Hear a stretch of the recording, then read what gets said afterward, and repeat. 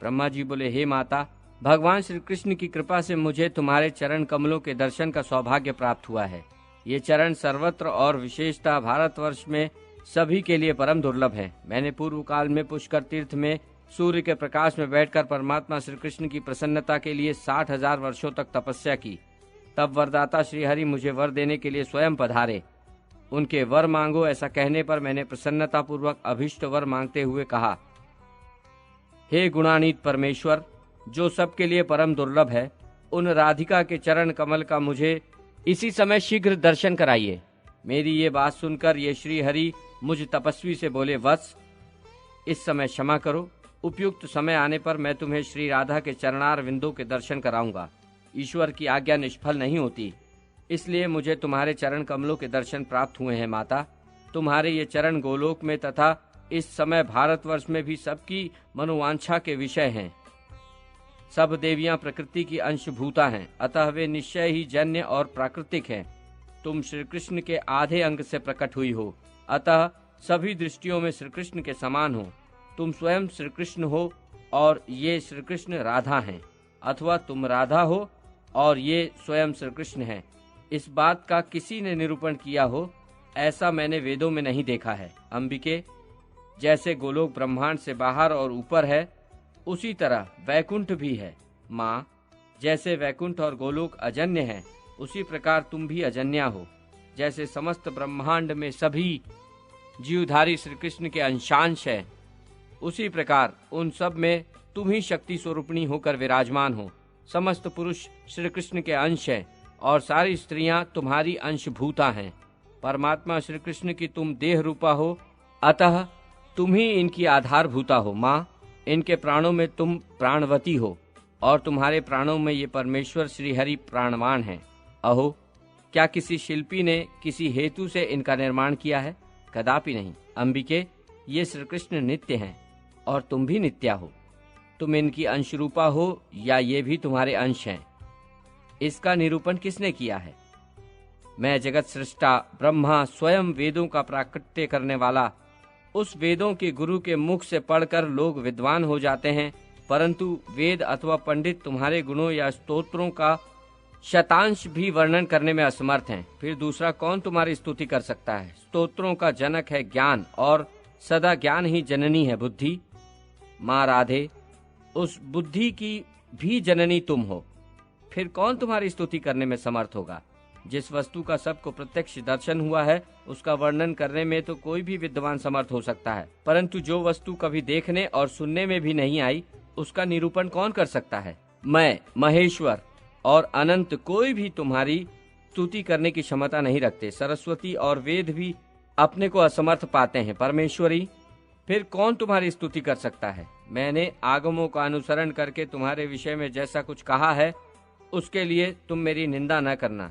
जो ईश्वरों के भी ईश्वर परमात्मा है, उनकी योग्य और अयोग्य पर भी समान कृपा होती है। जो पालन के योग्य संतान है, उसका क्षण क्षण गुण दोष प्रकट होता रहता है, परंतु माता और पिता उसके सारे दोषों को स्नेह पूर्वक क्षमा कर देते हैं।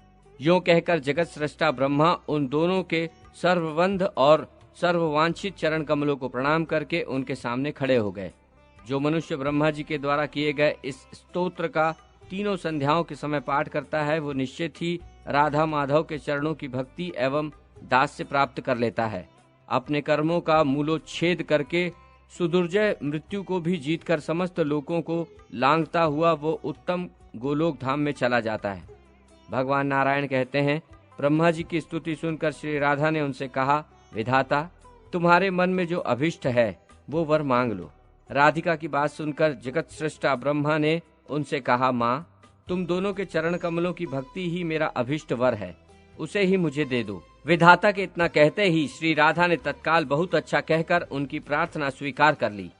तब लोकनाथ ब्रह्मा ने पुनः भक्ति भाव से श्री राधा को प्रणाम किया। उस समय उन्होंने श्री राधा और श्री कृष्ण के बीच में अग्नि की स्थापना करके उसे प्रज्वलित किया।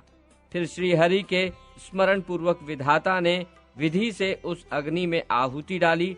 इसके बाद श्री कृष्ण पुष्प शैया से उठकर अग्नि के समीप बैठे। फिर ब्रह्मा जी की बताई हुई विधि से उन्होंने स्वयं हवन किया। तत्पश्चात श्री कृष्ण और राधा को प्रणाम करके ब्रह्मा जी ने स्वयं पिता के कर्तव्य का पालन करते हुए उन दोनों से कौतुक वैवाहिक मंगल कृत्य कराए और 7 बार अग्निदेव की परिक्रमा करवाई। इसके बाद राधा से अग्नि की परिक्रमा करवाकर श्री कृष्ण को प्रणाम करा के राधा को उनके पास बैठाया। फिर श्री कृष्ण से राधा का हाथ ग्रहण कराया और माधव से 7 वैदिक मंत्र पढ़वाए।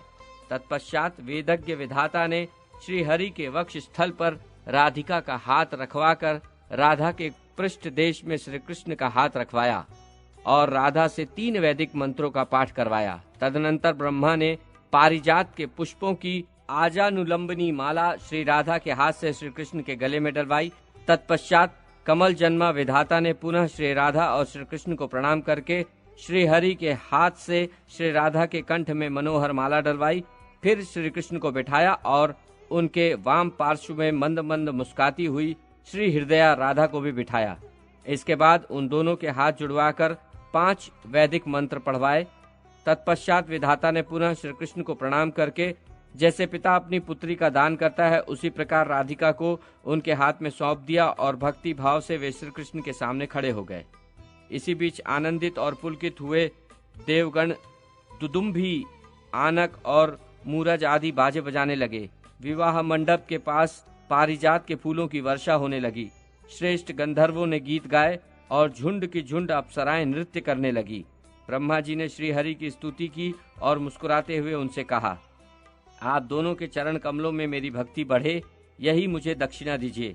ब्रह्मा जी की बात सुनकर स्वयं हरि ने उनसे कहा, ब्राह्मण, मेरे चरण कमलों में तुम्हारी सुदृढ़ भक्ति हो।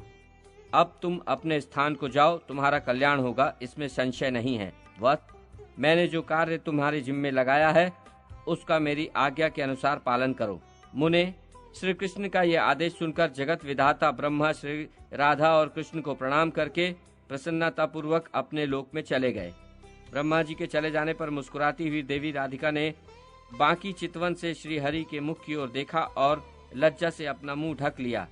उस समय उनका सर्वांग पुलकित हो उठा था। वे प्रेम वेदना का अनुभव कर रही थीं। श्री हरि को भक्ति भाव से प्रणाम करके श्री राधा उनकी शैया पर गई।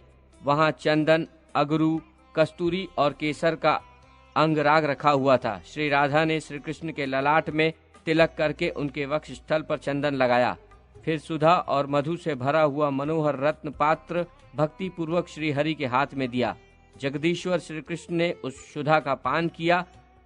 इसके बाद श्री राधा ने कर्पूर आदि से सुवासित सुरम्य तांबुल श्री कृष्ण को दिया। श्री हरि ने उसे सादर भोग लगाया। फिर श्री हरि के दिए हुए सुधा रस का मुस्कुराती हुई श्री राधा ने आस्वादन किया। साथ ही उनके दिए हुए तांबुल को भी श्री हरि के सामने ही खाया। श्री कृष्ण ने प्रसन्नता पूर्वक अपना चबाया हुआ पान श्री राधा को दिया। राधा ने बड़ी भक्ति से उसे खाया और उनके मुखार विंद मकरंद का पान किया। इसके बाद मधुसूदन ने श्री राधा से उनका चबाया हुआ पान मांगा, परंतु राधा ने नहीं दिया। वे हंसने लगी और बोली, क्षमा कीजिए। माधव ने राधा के हाथ से रत्नमय दर्पण ले लिया और राधिका ने भी माधव के हाथ से बलपूर्वक उनकी मुरली छीन ली। राधा ने माधव का और माधव ने राधा का मन मोह लिया। प्रेम मिलन के पश्चात राधा ने प्रसन्नता पूर्वक परमात्मा श्री कृष्ण को उनकी मुरली लौटा दी।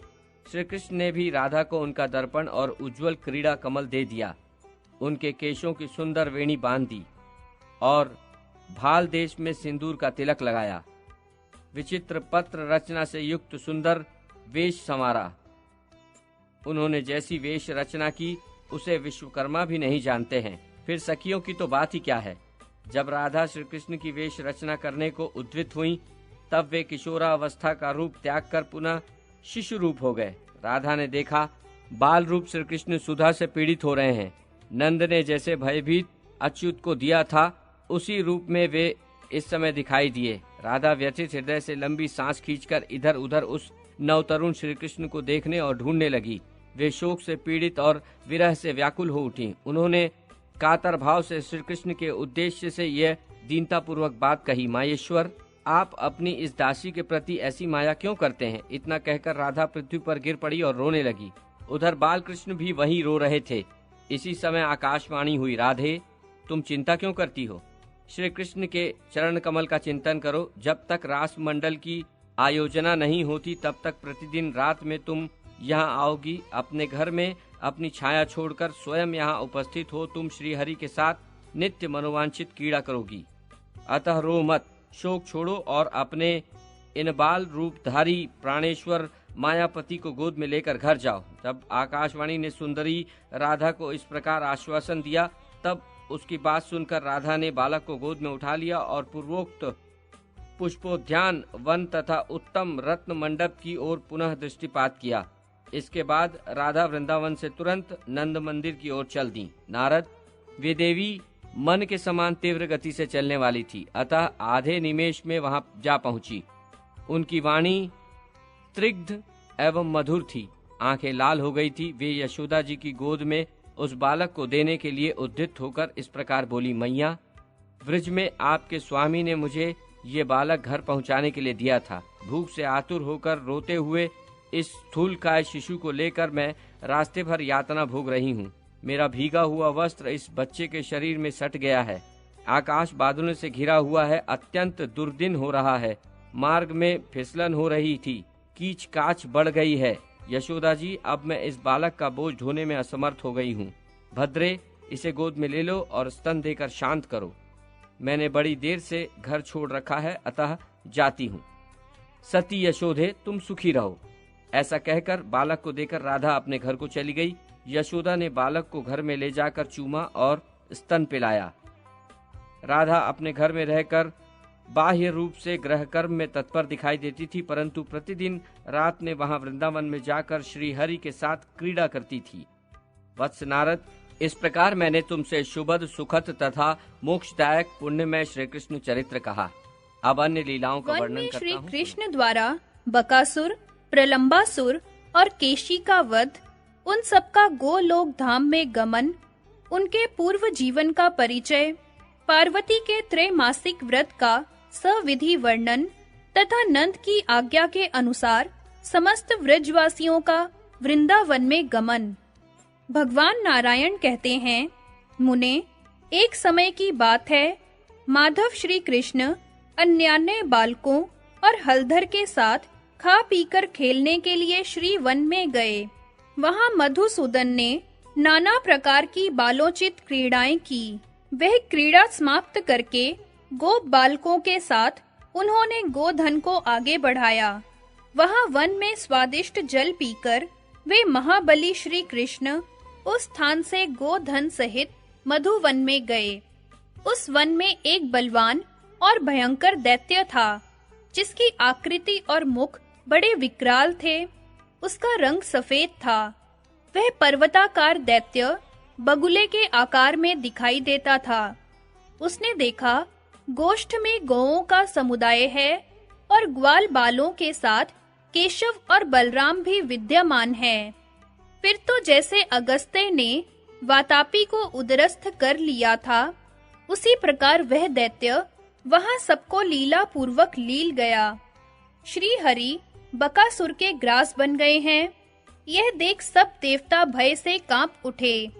वे संत्रस्त हो हाहाकार करने लगे और हाथों में शस्त्र लेकर दौड़े। इंद्र ने दधीची मुनि की हड्डियों का बना हुआ वज्र चलाया, किंतु उसके प्रहार से बकासुर मर ना सका, केवल उसकी एक पांख जल गई। चंद्रमा ने हिमपात किया, किंतु उससे उस दानव को केवल सर्दी के कष्ट का अनुभव हुआ। सूर्यपुत्र यम ने उस पर यम दंड मारा, उससे वह कुंठित हो गया, हिलडुल न सका। वायु ने वायवय अस्त्र चलाया, उससे वह एक स्थान से उठकर दूसरे स्थान पर चला गया। वरुण ने शिलाओं की वर्षा की, उससे उसको बहुत पीड़ा हुई। अग्निदेव ने आग्नेय अस्त्र चलाकर उसकी सभी पांखें जला दी। कुबेर के अर्धचंद्र से उसके पैर कट गए। ईशान के शूल से वह असुर मूर्छित हो गया। यह देख ऋषि और मुनि भयभीत हो श्री कृष्ण को आशीर्वाद देने लगे। इसी बीच में श्री कृष्ण ब्रह्म तेज से प्रज्वलित हो उठे। उन परमेश्वर ने बाहर और भीतर से दैत्य के सारे अंगों में दाह उत्पन्न कर दिया। तब उन सबका वमन करके उस दानव ने प्राण त्याग दिए। इस प्रकार बकासुर का वध करके बलवान श्री कृष्ण ग्वाल बालों और गौओं के साथ अत्यंत मनोहर केली कदम्ब कानन में जा पहुँचे। इसी समय वहां वृष रूपधारी प्रलंब नामक असुर आ पहुंचा, जो बड़ा बलवान, महान धूर्त तथा पर्वत के समान विशालकाय था। उसने दोनों सींगों से श्री हरि को उठाकर वहां घुमाना आरंभ किया। यह देख सब ग्वाल बाल इधर-उधर भागने और रोने लगे, परंतु बलवान बलराम जोर-जोर से हंसने लगे, क्योंकि वे जानते थे कि मेरा भाई साक्षात परमेश्वर है। उन्होंने बालकों को समझाया और कहा, भय किस बात का है? इधर मधुसूदन ने स्वयं उसके दोनों सींग पकड़ लिए और उसे आकाश में घुमाकर भूतल पर दे मारा। दैत्यराज प्रलंब पृथ्वी पर गिरकर अपने प्राणों से हाथ धो बैठा। यह देख सब गोप बालक हंसने, नाचने और खुशी से गीत गाने लगे। प्रलंबासुर का वध करके बलराम सहित परमेश्वर श्री कृष्ण शीघ्र ही गोचारण के कार्य में जुट गए। वे गौएं चराते हुए भांडीर वन के पास जा पहुंचे। उस समय माधव को जाते देख बलवान दैत्यराज केशी ने अपने टाप से धरती को खोदते हुए शीघ्र ही इन्हें घेर लिया। उसने श्री हरि को मस्तक पर चढ़ाकर संतुष्ट हो आकाश में 100 योजन तक उन्हें उछाल-उछाल कर घुमाया और अंत में पृथ्वी पर गिर पड़ा। उस पापी ने श्री हरि के हाथ को दांत से पकड़ लिया और क्रोध पूर्वक चबाना आरंभ किया, परंतु श्री हरि के अंग वज्र के समान कठोर थे। उनके अंग का चर्वण करते ही दैत्य के सारे दांत टूट गए। श्री कृष्ण के तेज से दग्ध होकर उसने भूतल पर प्राणों का परित्याग कर दिया। स्वर्ग में दुंदुभियां बजने लगी और वहां फूलों की वर्षा आरंभ हो गई। इसी बीच में दिव्य रूपधारी पार्षद विमान पर बैठे हुए वहां आ पहुंचे। उन सबके 2 भुजाएं थी। वे पीतांबरधारी, किरीट और कुंडल से अलंकृत तथा वनमाला से विभूषित थे। उन्होंने विनोद के लिए हाथ में मुरली ले रखी थी। उनके पैरों में मंजीर की मधुर ध्वनि हो रही थी। उन पार्षदों के सभी अंग चंदन से चर्चित थे। वे गोप वेश धारण किए बड़े सुंदर दिखाई देते थे। उनके प्रसन्न मुख पर मंद हास्य की छटा छा रही थी। वे श्री कृष्ण भक्तों पर अनुग्रह करने के लिए कातर जान पड़ते थे। रत्नों के सार तत्व से निर्मित दीप्तिशाली दिव्य रथ पर आरूढ़ हो वे भांडीर वन में उस स्थान पर आए जहां श्री हरि विराजमान थे। उसी समय दिव्य वस्त्र पहने तथा रत्नमय अलंकारों से विभूषित हुए 3 पुरुष आए, जो श्री हरि को प्रणाम करके उनकी स्तुति करते हुए उसी विमान से उत्तम गोलोक को चले गए। वे तीनों पहले के वैष्णव पुरुष थे, जो देह त्याग कर दानवी योनि को प्राप्त हुए थे। वे ही इस समय श्री कृष्ण के हाथों मारे जाकर उनके पार्षद हो गए। नारद जी ने पूछा, महाभाग, वे दिव्य वैष्णव पुरुष कौन थे जो दैत्य रूप हो गए थे? इस बात को बताइए। यह कैसी परम अद्भुत बात सुनने को मिली है? भगवान नारायण बोले, ब्रह्मन, सुनो, मैं इसका प्राचीन इतिहास बता रहा हूँ। मैंने पुष्कर तीर्थ में सूर्य ग्रहण के अवसर पर साक्षात महेश्वर के मुख से इस विषय को सुना था। श्री हरि के गुण कीर्तन के प्रसंग में भगवान शंकर ने यह कथा कही थी। गंधमादन पर्वत पर गंधर्वराज गंधवाह रहा करते थे। वे श्री हरि की सेवा में तत्पर रहने वाले महान तपस्वी और श्रेष्ठ संत थे। मुने, उनके 4 पुत्र हुए जो गंधर्वों में श्रेष्ठ समझे जाते थे। वे सोते और जागते समय दिन रात श्री कृष्ण के चरण कमलों का ही चिंतन करते रहते थे। वे सभी दुर्वासा के शिष्य थे और श्री कृष्ण की आराधना में लगे रहते थे। प्रतिदिन कमल चढ़ाकर श्री हरि की पूजा करने के पश्चात ही जल पीते थे। उन चारों के नाम इस प्रकार हैं: वसुदेव, सुहोत्र, सुदर्शन और सुपार्श्व। वे चारों श्रेष्ठ वैष्णव थे और पुष्कर में तपस्या करते थे। चिरकाल तक तपस्या करने के पश्चात उन्होंने मंत्र को सिद्ध कर लिया था। उन चारों में जो ज्येष्ठ वसुदेव था, वह दुर्वासा से योग्य शिक्षा पाकर योगियों में श्रेष्ठ और सिद्ध हो गया। उसने विवाह नहीं किया। वह ब्रह्म तेज से प्रज्वलित हो तत्काल देह त्याग कर श्री कृष्ण का पार्षद हो गया। एक दिन वे तीनों भाई चित्र सरोवर के तट पर गए। वे सूर्योदय काल में श्री हरि की पूजा के लिए कमल लेना चाहते थे। मुने, कमलों का संग्रह करके जाते हुए उन वैष्णव को जब भगवान शंकर के सेवकों ने देखा, तब वे सब उन्हें बांधकर अपने साथ ले गए। शंकर के सेवक शरीर से बलिष्ठ थे, अतः उन दुर्बल वैष्णवों को पकड़कर उन्हें शंकर जी के पास ले गए। भगवान शंकर को देखकर उन सब वैष्णवों ने भूतल पर माथा टेक उन्हें प्रणाम किया। शिवजी उन्हें उत्तम आशीर्वाद दे शीघ्र ही उनसे वार्तालाप के लिए उद्यत हुए।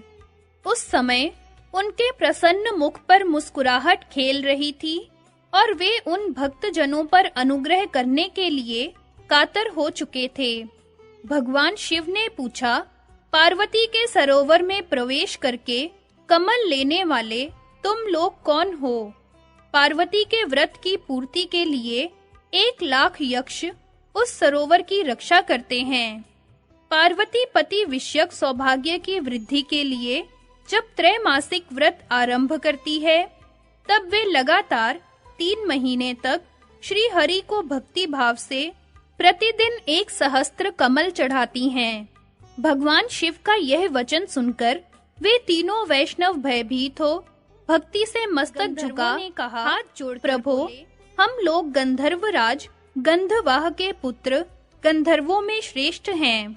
महेश्वर, हम लोग प्रतिदिन श्री हरि को कमल चढ़ाकर ही जल पीते हैं।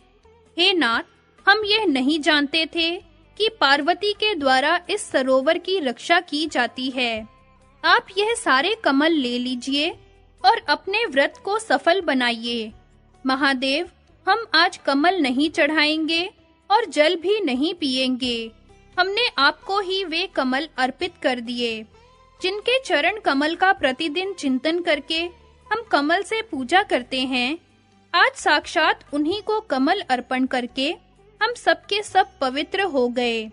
प्रभो, ब्रह्म एक ही है, दूसरा नहीं है।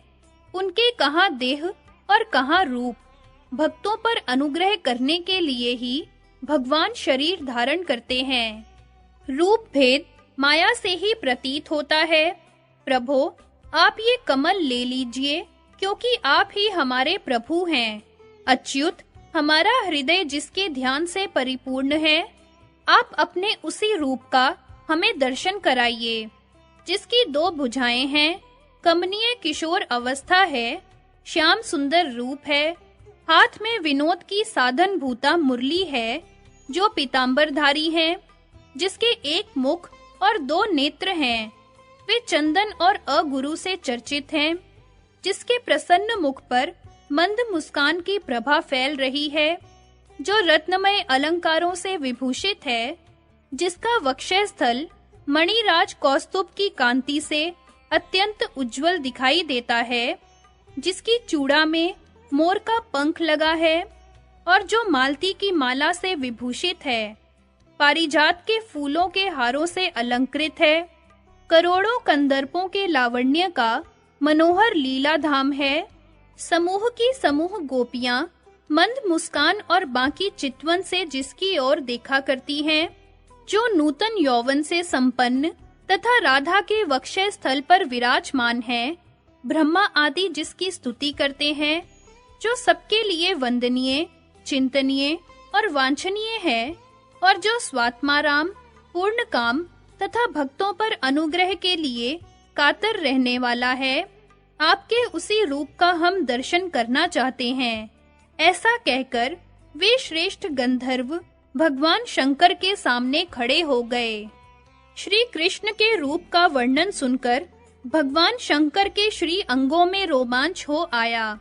उनके नेत्रों में आंसू भर आए। वे गंधर्वों की उक्त बातें सुनकर उनसे इस प्रकार बोले, मैंने यह जान लिया था कि तुम लोग श्रेष्ठ वैष्णव हो और अपने चरण कमलों की धूल से पृथ्वी को पवित्र करने के लिए भ्रमण कर रहे हो। मैं श्री कृष्ण भक्त के दर्शन की सदा ही इच्छा करता रहता हूँ, क्योंकि साधु संत तीनों लोकों में दुर्लभ हैं। तुम लोग मुझे पार्वती और देवताओं से भी बढ़कर सदा प्रिय हो। मुझे वैष्णव जन अपने तथा अपने भक्तों से भी अधिक प्रिय हैं। परंतु मैंने पूर्व काल में जो प्रतिज्ञा कर रखी है, वह भी व्यर्थ नहीं होनी चाहिए। महाभाग वैष्णवों, सुनो, मैंने कह रखा है कि पार्वती के व्रत के समय जो लोग किसी अन्य व्रत के निमित्त इस सरोवर से कमल ले जाएंगे, वे शीघ्र ही आसुरी योनि को प्राप्त होंगे। इसमें संशय नहीं है। श्री कृष्ण के भक्तों का कहीं भी अशुभ नहीं होता है। तुम लोग पहले दानवी योनि में पड़कर फिर निश्चय ही गोलोक में पधारोगे। तुम्हारे मन में श्री कृष्ण के रूप का प्रत्यक्ष दर्शन करने के लिए उत्कंठा है। अतः बच्चों, तुम्हें भारतवर्ष के वृंदावन में उस रूप का अवश्य दर्शन होगा। श्री कृष्ण को देखकर उन्हीं के हाथ से मृत्यु को प्राप्त हो तुम वैष्णव शिरोमणि बन जाओगे और दिव्य विमान पर आरूढ़ हो हरि धाम को पधारोगे। तुम लोग अभी यहाँ उस वांछनीय रूप को देखने के लिए उत्सुक हो, अतः वह सब देखो। ऐसा कहकर भगवान शिव ने उन्हें उस रूप के दर्शन कराए। उस रूप के दर्शन करके उन वैष्णवों के नेत्रों में आंसू भर आए। वे सर्वरूपी श्री हरि को प्रणाम करके दानवी योनि में चले गए। इसलिए वे दानवेश्वर हुए। वसुदेव तो पहले ही मुक्त हो चुका था। सुहोत्र बकासुर, सुदर्शन प्रलंब और स्वयं सुपार्श्व केशी हुआ था। भगवान शंकर के वरदान से श्री हरि के परम उत्तम रूप के दर्शन करके उन्हीं के हाथ से मृत्यु को प्राप्त हो वे उनके परम धाम में चले गए। विप्रवर, श्री हरि का यह अद्भुत चरित्र कहा गया। बक, केशी और प्रलंब के उद्धार का यह प्रसंग वाचकों और श्रोताओं को मोक्ष प्रदान करने वाला है। नारद जी ने पूछा, महाभाग, आपके कृपा प्रसाद से यह सारी अद्भुत बात मैंने सुनी।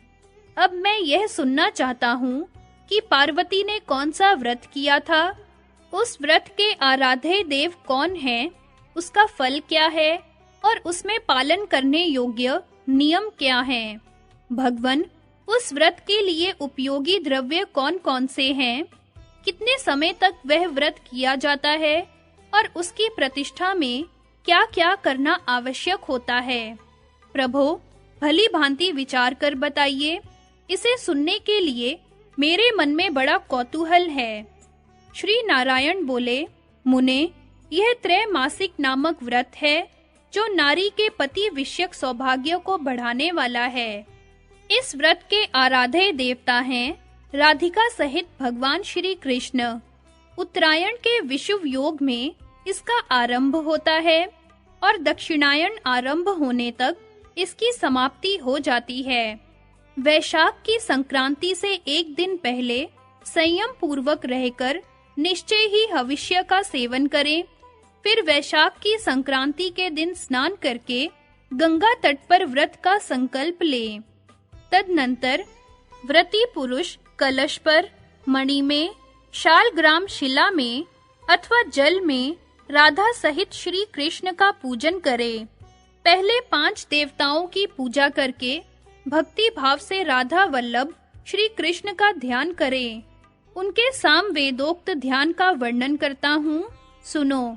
भगवान श्री कृष्ण की अंग कांति सजल जलधर के समान श्याम है। वे रेशमी पीतांबर धारण करते हैं। उनका मुख शरत काल की पूर्णिमा के चंद्रमा के समान मनोहर है। उस पर मंदहास की प्रभा फैल रही है। नेत्र शरद ऋतु के प्रफुल्ल कमलों की शोभा को तिरस्कृत कर रहे हैं। उनमें सुंदर अंजन लगा हुआ है। वे गोपियों के मन को बारंबार मोहते रहते हैं। राधा उनकी ओर देख रही है। वे राधा के वक्षस्थल स्थल में विराजमान हैं। ब्रह्मा, अनंत, शिव और धर्म आदि देवता उनकी स्तुति करते हैं। इस प्रकार श्री कृष्ण का ध्यान करके व्रती पुरुष उस ध्यान के द्वारा ही उनका सानंद आवाहन करे। इसके बाद वह राधा का ध्यान करे। वह ध्यान यजुर्वेद की माध्यानंदिन शाखा में वर्णित है। राधा रासेश्वरी है, रमणीया है और रासोल्लास रस के लिए उत्सुक रहती हैं। रास मंडल के मध्य भाग में उनका स्थान है। वे रास की अधिष्ठात्री देवी हैं। रासेश्वर के वक्षस्थल स्थल में वास करती हैं। रास की रसिका हैं। रसिक शेखर श्याम सुंदर की प्रिया हैं। रसिकाओं में श्रेष्ठ हैं। सुरम्य रमा रूपिणी हैं। प्रियतम के साथ रमण के लिए उत्सुक रहती हैं। उनके नेत्र शरत काल के प्रफुल्ल कमलों की शोभा को तिरस्कृत करते हैं। वे बांकी भौहों से सुशोभित होती हैं। उनके नेत्रों में सुरमा शोभा पा रहा है। शरद पूर्णिमा के चंद्रमा की भांति सुंदर मुख पर मंद मुस्कान की प्रभा के कारण उनकी मनोहरता बहुत बढ़ गई है। मनोहर चंपा के समान उनकी अंग कांति सुनहरी दिखाई देती है। चंदन, कस्तूरी की बेंदी तथा सिंदूर बिंदु से उनका श्रृंगार किया गया है। कपोलों पर मनोहर पत्रावली की रचना शोभा देती है। अग्नि शुद्ध दिव्य वस्त्र से उनकी उज्ज्वलता बढ़ गई है। उत्तम रत्नों द्वारा निर्मित कुंडलों की कांति से उनके सुंदर कपोल प्रकाशित हो रहे हैं। रत्नेंद्र सार रचित हार से वक्षस्थल स्थल उद्भासित हो रहा है। रत्न निर्मित कंकण, केयूर तथा किंकणी रत्न से उनके अंगों की अपूर्व शोभा हो रही है। उत्तम रत्नों के सार तत्व से रचित मंजीरों की झनकार से उनके दोनों चरण सुशोभित होते हैं। ब्रह्मा आदि के भी सेवनीय श्री कृष्ण स्वयं ही उनकी सेवा करते हैं। सर्वेश्वर के द्वारा उनकी स्तुति की जाती है तथा वे सबकी कारण स्वरूपा हैं। ऐसी श्री राधा का मैं भजन करता हूँ। इस प्रकार ध्यान करके श्री कृष्ण के साथ उनका पूजन करें। प्रतिदिन भक्ति भाव से 16 उपचार चढ़ाकर पूजा करें। व्रती पुरुष प्रत्येक उपचार को पृथक-पृथक करके सबको बारी-बारी से प्रसन्नता पूर्वक अर्पित करे। मुने नित्य प्रति 108 दिव्य सहस्त्र दल कमल लेकर उनकी 108 आहुतियां दें। भक्ति भाव से कृष्णाय स्वाहा इस मंत्र का उच्चारण करके यत्न पूर्वक वे आहुतियां देनी चाहिए। आम और केले के कच्चे या पके फल को लेकर 108 आहुतियां भक्ति भाव से दें। फल अखंड होने चाहिए। मुने प्रतिदिन 100 ब्राह्मणों को भक्ति पूर्वक भोजन करावें। व्रती को नित्य 108 आहुतियों का हवन करना चाहिए। वे आहुतियां भक्ति पूर्वक राधिका सहित श्री कृष्ण को देनी चाहिए। नारद घृत मिश्रित तिल से भी हवन करें। नित्य बाजे बजावें और श्री हरि का नियम का पालन करके उसके बाद व्रत की प्रतिष्ठा करें। नारद प्रतिष्ठा के दिन जो विधान आवश्यक हैं उसे सुनो। विप्रवर 90,000 अक्षत कमल की आहुति दे और यत्न पूर्वक 9,000 ब्राह्मणों को उत्तम, स्वादिष्ट एवं मीठे अन्न भोजन करावें। 9,720 फल तथा नाना प्रकार के मनोहर द्रव्य का नैवेद्य अर्पण करें। इसके बाद संस्कार युक्त अग्नि की स्थापना करके विद्वान पुरुष होम करे। घृत युक्त तिल की 90,000 आहुतियां देकर ब्राह्मणों को भक्ति भाव से वस्त्र, भोजन, यज्ञोपवीत और फल सहित अन्न और तिल के लड्डू दें। उन लड्डुओं को गंध पुष्प से अर्चित करके देना चाहिए। साथ ही शीतल जल से भरे हुए 90 कलशों का भी दान करना चाहिए। इस प्रकार व्रत करके ब्राह्मण को दक्षिणा देनी चाहिए। दक्षिणा का परिमाण वही है जो वेदों में बताया गया है। 1000 बैल हो और उनके सींगों में सोना मढ़ा गया हो। ब्राह्मण, इस प्रकार त्रैमासिक व्रत बताया गया। इस व्रत का अनुष्ठान कर लिया जाए तो यह विशिष्ट संतति देने वाला और पति सौभाग्य की वृद्धि करने वाला होता है। इस व्रत के प्रभाव से 100 जन्मों तक नारी का अखंड सौभाग्य बना रहता है और निश्चय ही वह 100 जन्मों तक सत्पुत्र की जननी होती है। उसका कभी पति और पुत्र से वियोग नहीं होता। पुत्र दास की भांति उसकी आज्ञा का पालक होता है तथा पति भी उसकी बात को मानने वाला होता है। वह सती नारी प्रति क्षण श्री राधा कृष्ण की भक्ति से संपन्न होती है। व्रत के प्रभाव से उसको ज्ञान तथा श्री हरि की स्मृति प्राप्त होती है। इस सामवेदोक्त व्रत का पूर्व काल में हम दोनों ने भी पालन किया था। ब्राह्मण दूसरी स्त्रियों द्वारा उस व्रत का अनुष्ठान होता देख पार्वती देवी ने प्रसन्नता पूर्वक दोनों हाथ जोड़ भक्ति भाव से सिर झुकाकर भगवान शंकर से कहा। पार्वती बोली, जगन्नाथ आज्ञा कीजिए, मैं उत्तम व्रत का पालन करूंगी। हम दोनों के इष्ट देव श्री हरि के व्रतों में यह श्रेष्ठ व्रत है। नाथ, श्री हरि की आराधना समस्त मंगलों की कारण रूपा है। यज्ञ, दान, वेदाध्ययन, तीर्थ सेवन और पृथ्वी की परिक्रमा, ये सब श्री हरि की आराधना की 16वीं कला के भी बराबर नहीं है। जिसके बाहर और भीतर प्रति क्षण श्री हरि की स्मृति बनी रहती है, उस जीवन मुक्त पुरुष के दर्शन से ही मुक्ति प्राप्त हो जाती है। उसके चरण कमलों की धूल पड़ने से वसुधा उसी क्षण शुद्ध हो जाती है तथा उसके दर्शन मात्र से तीनों लोक पवित्र हो जाते हैं। ब्रह्मा, विष्णु, धर्म, शेषनाग, आप महेश्वर और गणेश, ये सब लोग जिनके चरण कमलों का चिंतन करते करते उन्हीं के समान महातेजस्वी हो गए हैं। जो जिसका सदा ध्यान करता है वह निश्चय ही उसे प्राप्त कर लेता है। इतना ही नहीं, ध्याता पुरुष गुण, तेज, बुद्धि और ज्ञान की दृष्टि से अपने ध्येय के समान ही हो जाता है। श्री कृष्ण के चिंतन, तप, ध्यान और सेवा से मैंने आप जैसा स्वामी और पुत्र भी प्राप्त किया है। मुझे अनायास ही सब कुछ मिल गया। मेरा मनोरथ पूर्ण हो गया। मुझे आप जैसे स्वामी मिले, कार्तिकेय और गणेश जैसे पुत्र प्राप्त हुए तथा श्री कृष्ण के अंश स्वरूप हिमवान जैसे पिता मिले। प्रभो, मेरे लिए कौन सी वस्तु दुर्लभ है? पार्वती की यह बात सुनकर भगवान शंकर बहुत प्रसन्न हुए। उनका शरीर पुलकित हो उठा और वे हंसकर मधुर वाणी में बोले। श्री महादेव जी ने कहा, ईश्वरी, तुम महालक्ष्मी स्वरूपा हो। तुम्हारे लिए क्या असाध्य है? तुम सर्व संपत्ति स्वरूपा और अनंत शक्ति रूपिणी हो। देवी, तुम जिसके घर में हो वह संपूर्ण ऐश्वर्य का भाजन है। शुभ प्रदे, मैं ब्रह्मा और विष्णु तुम में भक्ति रखकर तुम्हारे कृपा प्रसाद से ही संसार की सृष्टि, पालन और संहार में समर्थ हुए हैं। हिमालय कौन है? मेरी क्या बिसात है? और कार्तिकेय तथा गणेश क्या हैं? तुम्हारे बिना हम सब लोग असमर्थ हैं और तुम्हारा सहयोग पाकर हम सभी सब कुछ करने में समर्थ हैं।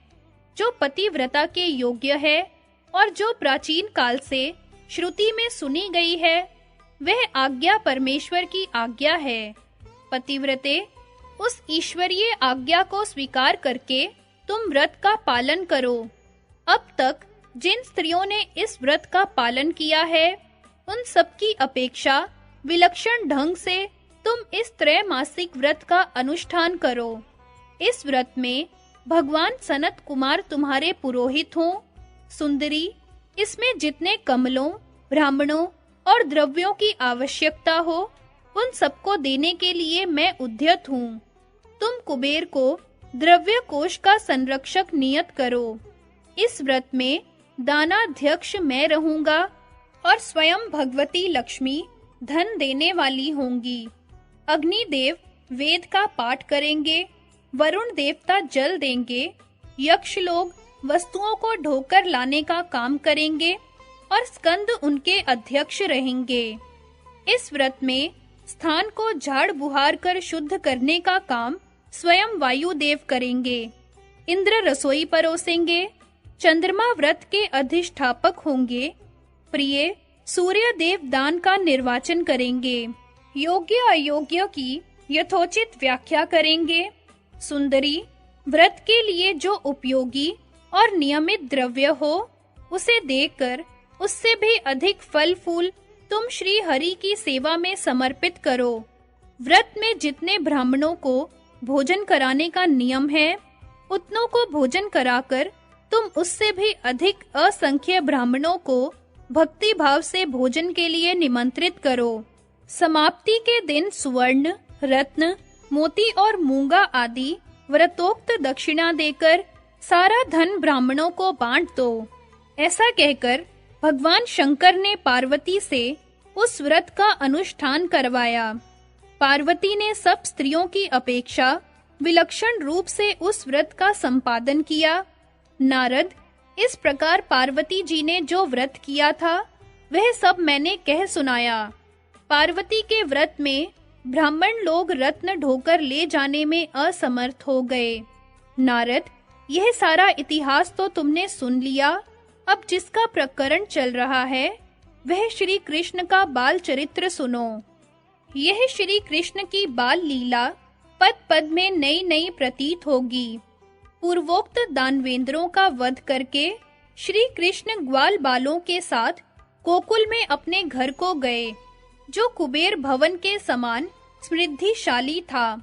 वहां बालकों ने प्रसन्नता पूर्वक सब लोगों से वन में घटित घटनाओं की बातें बताईं।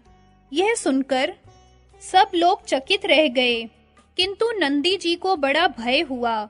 उन्होंने वृद्ध गोपों तथा बड़ी बूढ़ी गोपियों को घर पर बुलवाया और उन सबके साथ समयोचित कर्तव्य का विचार करके उक्त संकट से बचने के लिए युक्ति ढूंढ निकाली।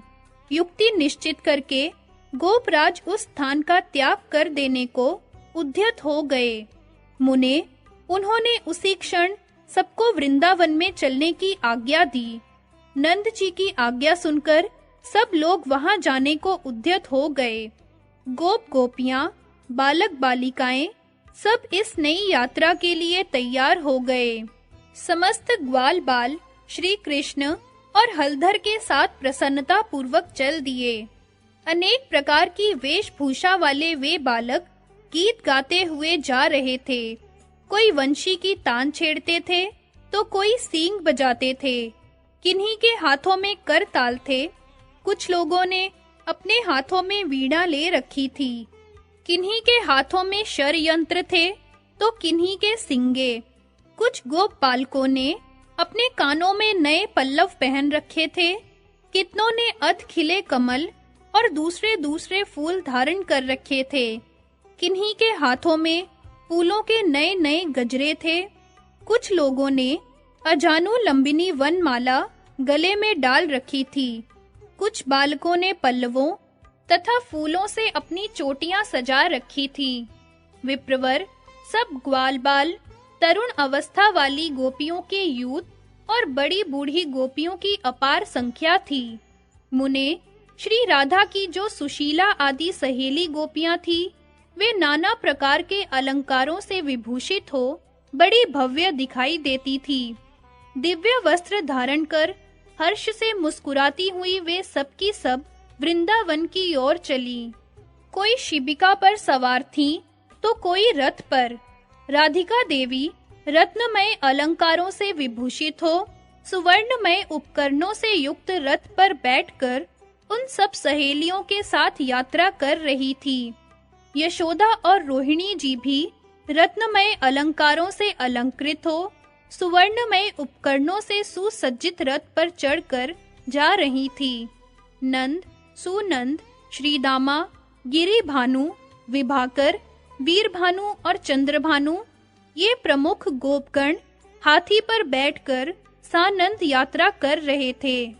श्री कृष्ण और बलदेव दोनों भाई रत्न निर्मित आभूषणों से विभूषित हो सुवर्णमय रथ पर बैठकर बड़े हर्ष के साथ वृंदावन की ओर जा रहे थे। कोटि-कोटि बूढ़े और जवान गोप उस यात्रा में सम्मिलित थे। कोई घोड़े पर सवार था, कोई हाथियों पर बैठे थे और कितने ही रथ पर चढ़कर यात्रा करते थे। नंद के सेवक उद्धत गोपगण बड़े हर्ष के साथ चल रहे थे। उनमें से कुछ लोग बैलों पर सवार थे। वे सब के सब संगीत की तान में तत्पर थे। राधिका की दूसरी दासियां बहुत बड़ी संख्या में यात्रा कर रही थीं। उनके मन में बड़ा उल्लास था। मुख पर मंद मुस्कान की छटा छा रही थी और वे सब की सब सोने के गहनों से सजी थी।